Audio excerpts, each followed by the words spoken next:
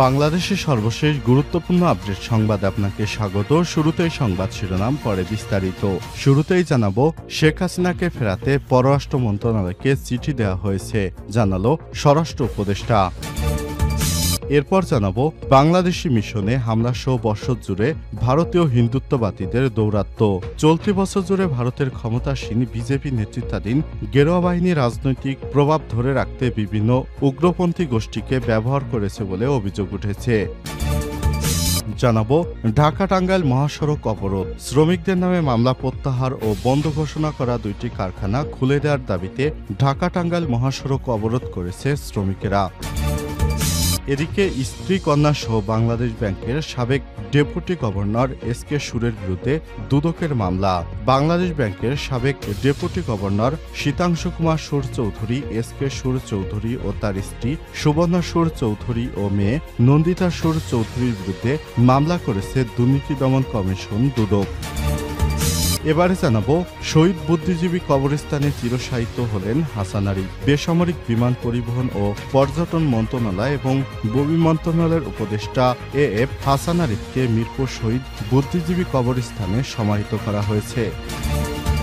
এবং সর্বশেষ জানাবো, মুক্তিযোদ্ধাকে লাঞ্ছনার ঘটনায় দোষীদের বিরুদ্ধে ব্যবস্থা নেওয়ার নির্দেশ। কুমিল্লার ১৪ গ্রামে বীর মুক্তিযোদ্ধা আব্দুল হাই কানুকে লাঞ্ছিতের ঘটনায় তীব্র নিন্দা জানিয়েছে প্রধান উপদেষ্টার প্রেস উইং। সোমবার ২৩ ডিসেম্বর সকালে দপ্তরটির পক্ষ থেকে পাঠানো এক বিবৃতিতে এই নিন্দা জানানো হয়। প্রিয় দর্শক, এতক্ষণ শুনছিলেন সংবাদ শিরোনাম, এবারে বিস্তারিত।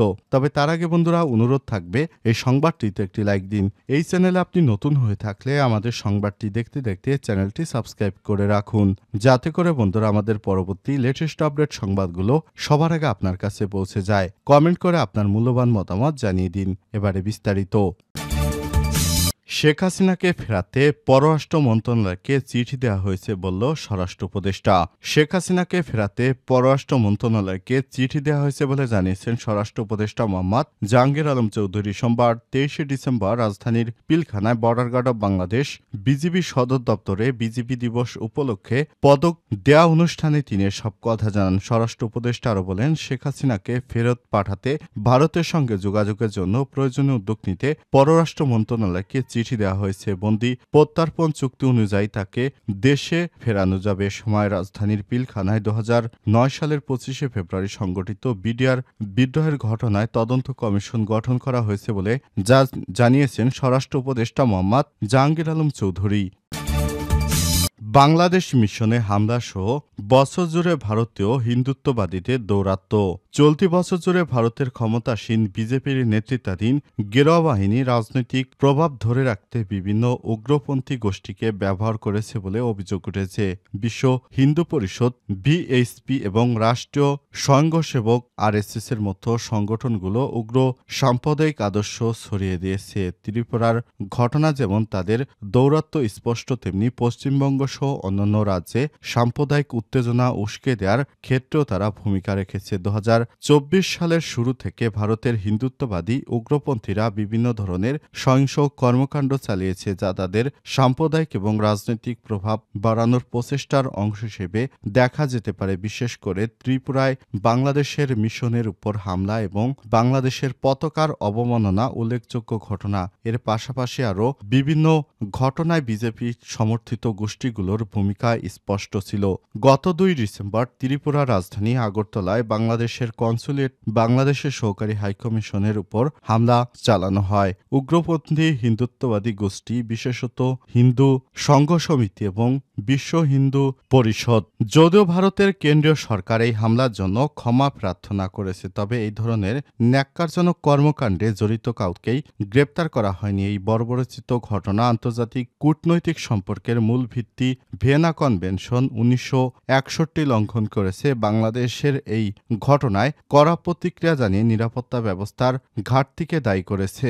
এদিকে ভারত এবং কানাডার মধ্যকার বর্তমান কূটনৈতিক টানাপোড়েনের পেছনে মূলত ভারতের হিন্দুত্ববাদী রাজনীতির প্রসার পরোক্ষভাবে জড়িত, যা বৈশ্বিক পরিমণ্ডলে ভারতের ভাবমূর্তির উপর নেতিবাচক প্রভাব ফেলছে। বিশেষ করে কানাডায় শিখ সম্প্রদায়ের সক্রিয়তা এবং তাদের দাবিদার কারণে এই সম্পর্কের চরম অবনতি হয়েছে। ঢাকা টাঙ্গাইল মহাসড়ক অবরোধ, শ্রমিকের নামে মামলা প্রত্যাহার ও বন্ধ ঘোষণা করা দুইটি কারখানা খুলে দেওয়ার দাবিতে ঢাকা টাঙ্গাইল মহাসড়ক অবরোধ করেছে শ্রমিকেরা। সোমবার 23শে ডিসেম্বর সকাল 9:30টার দিকে নিটওয়্যার ও মামুন নিটওয়্যার লিমিটেড কারখানার শ্রমিকেরা বিক্ষোভ করে সড়ক অবরোধ করেছে। পুলিশ এবং কারখানার শ্রমিকেরা জানায়, শ্রমিক আন্দোলনের জেরে গত 18 ডিসেম্বর বাংলাদেশ শ্রম আইন 2006-এর 13/1 ধারা মোতাবেক নিটওয়্যার ও মামুন নিটওয়্যার লিমিটেড কারখানা দুটি অনির্দিষ্টকালের জন্য বন্ধ ঘোষণা করেছে কর্তৃপক্ষ। পরে রোববার 22শে ডিসেম্বর সকালে কারখানা খুলে দেওয়ার দাবিতে শ্রমিকেরা কারখানার মূল ফটকে জড়ো হয়ে বিক্ষোভ শুরু করে। এক পর্যায়ে বিকেলে শ্রমিকদের সাথে কারখানা কর্তৃপক্ষ আলোচনায় বসবে শর্তে শ্রমিকরা বিক্ষোভ প্রত্যাহার করে। ওই সময় কারখানা কর্তৃপক্ষ তাদের শর্ত সাপেক্ষে কারখানা যোগদানের কথা জানায়, কিন্তু শ্রমিকেরা তা মেনে নেয়নি। পরে সোমবার সকালে কারখানার দুটি শ্রমিকেরা পুনরায় কোনাবাড়ি এলাকার কারখানার সামনে জড়ো হয়ে বিক্ষোভ শুরু করে। এক পর্যায়ে তারা ঢাকা টাঙ্গাইল মহাসড়ক অবরোধ করে বিক্ষোভ করে। এতে ঢাকা টাঙ্গাইল মহাসড়কে যান চলাচল বন্ধ হয়ে দীর্ঘ যানজটের সৃষ্টি হয়। এ সময় শ্রমিকেরা বিনা শর্তে কারখানা খুলে দেওয়া শ্রমিকদের নামে মামলা প্রত্যাহার করার দাবি জানায়। এর আগে 17 ডিসেম্বর শ্রমিকদের বিরুদ্ধে করা মামলা প্রত্যাহারের দাবিতে কাজ বন্ধ করে দেয় শ্রমিকেরা। পরে কর্তৃপক্ষ 18 ডিসেম্বর থেকে অনির্দিষ্টকালের জন্য কারখানা বন্ধ ঘোষণা করে দেয়। গাজীপুর শিল্প পুলিশ 2-এর পুলিশ সুপার মোহাম্মদ মিজানুর রহমান বলেন, শ্রমিকেরা বন্ধ কারখানা খুলে দেওয়ার দাবিতে ঢাকা টাঙ্গাইল মহাসড়ক অবরোধ করে রেখেছে। মালিক পক্ষ ও শ্রমিকদের সাথে আলোচনা করে সমাধানের চেষ্টা চলছে। স্ত্রী কন্যা সহ বাংলাদেশ ব্যাংকের সাবেক ডেপুটি গভর্নর এসকে সুরের বিরুদ্ধে দুদকের মামলা। বাংলাদেশ ব্যাংকের সাবেক ডেপুটি গভর্নর শীতাংশু কুমার সুর চৌধুরী, এসকে সুর চৌধুরী এবং তার স্ত্রী সুবর্ণা চৌধুরী সুর এবং মেয়ে নন্দিতা সুর চৌধুরীর বিরুদ্ধে মামলা করেছে দুর্নীতি দমন কমিশন দুদক। আজ 23শে ডিসেম্বর বিষয়টি নিশ্চিত করেছে দুদকের উপপরিচালক জনসংযোগ মোহাম্মদ আক্তারুল ইসলাম। এর আগে দুদকের পক্ষ থেকে আবেদনের পরিপ্রেক্ষিতে বাংলাদেশ ব্যাংকের সাবেক ডেপুটি গভর্নর শীতাংশু কুমার সুর ও তার স্ত্রী ও মেয়ের নামে মামলার আয়কর নথি জব্দ করা হয়। গত বছর আগস্টে এই পরিবারের সব ধরনের লেনদেনের তথ্য চেয়ে ব্যাংক ও আর্থিক প্রতিষ্ঠানে চিঠি দেয় দুদক। আলোচিত পিকে হালদারের আর্থিক কেলেঙ্কারির নাম আশায় 2022 সালে এসকে সুর সহ সংশ্লিষ্টদের বিরুদ্ধে অনুসন্ধান শুরু করে দুদক। ওই বছরই 29 মার্চ এসকে সুরকে তলব করে জিজ্ঞাসাবাদ করে Dudok. International leasing and financial services limited থেকে 2,500 কোটি টাকার বেশি অর্থ লুটপাটের ঘটনায় তাকে জিজ্ঞাসাবাদ করা হয়েছিল বলে জানা গেছে। এসকে সুর চৌধুরী 2018 সালের জানুয়ারিতে ডেপুটি গভর্নরের পদে অবসরে যান। অভিযোগ আছে, এসকে সুর ডেপুটি গভর্নর থাকাকালে আলোচিত এনআরবি গ্লোবাল ব্যাংকের সাবেক ব্যবস্থাপনা পরিচালক প্রশান্ত কুমার হালদার পিকে হালদার এর ঋণ কেলেঙ্কারির ঘটনায় সহযোগিতা করেছেন এবং সুবিধা দিয়েছেন। মুক্তিযোদ্ধাকে লাঞ্ছনের ঘটনায় দোষীদের বিরুদ্ধে ব্যবস্থা নেওয়ার নির্দেশ। কুমিল্লার 14 গ্রামে বীর মুক্তিযোদ্ধা আব্দুল হাই কানুকে লাঞ্ছিত করার ঘটনায় তীব্র নিন্দা জানিয়েছে প্রধান উপদেষ্টার প্রেস উইং। সোমবার 23শে ডিসেম্বর সকালে দপ্তরটির পক্ষ থেকে পাঠানো এক বিবৃতিতে সব নিন্দা জানানো হয়েছে।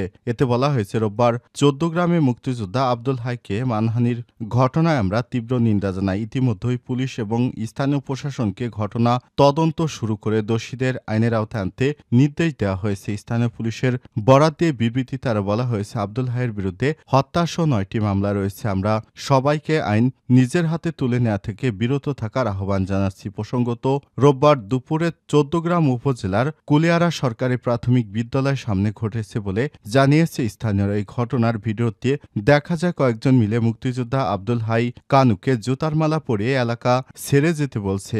এ সময় গ্রামবাসীদের কাছে তাকে ক্ষমা চাওয়ার জন্য বলতে শোনা যায়। জুতার মালা পরানো এবং এলাকা ছাড়ার নির্দেশ দেওয়ার 1 মিনিট 46 সেকেন্ডের একটি ভিডিও ফেসবুকে ভাইরাল হয়ে যায়। মুক্তিযোদ্ধা আব্দুল হাই কানু উপজেলা কৃষক লীগের সাবেক সভাপতি ও কেন্দ্রীয় কৃষক লীগের সদস্য ছিলেন।